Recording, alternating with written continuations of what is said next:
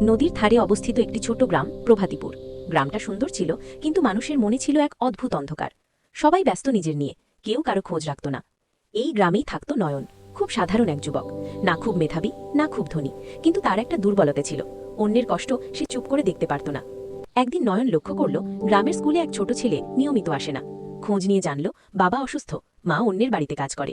ওদের কাছে পড়াশুনো একটা বিলাসিতা। নয়ন থামেনি। সন্ধ্যায় সে ছেলেটার বাড়িতে গেল, নিজের পড়া বইগুলো তুলে দিল ওর হাতে, আর প্রতি রাতে নিজের সময় চুরি করে ওকে পড়াতে লাগল। লোকেরা হাসল, বলল, এতে তোর কি লাভ, নিজের জীবন ঠিক কর আগে। নয়ন শুধু শান্তভাবে বলল, সব লাভ টাকা দিয়ে মাপা যায় না। একদিন হঠাৎ সব বদলে গেল। গ্রামে এলো ভয়াবহ বন্যা। নদীর পানি উপচে পড়ল, রাত নামল, বিদ্যুৎ চলে গেল। চারপাশে শুধু ভয় আর অন্ধকার। সেই অন্ধকারে নয়ন বেরিয়ে এলো নিজের ঘরের একমাত্র হারিকেন হাতে নিয়ে।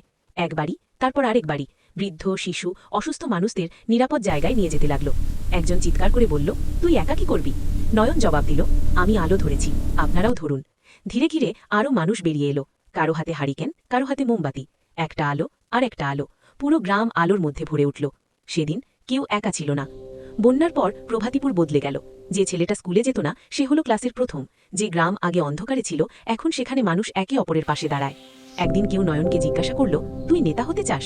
নয়ন মুচকি হেসে বলল, না, আমি শুধু আলো জ্বালাতে চেয়েছি।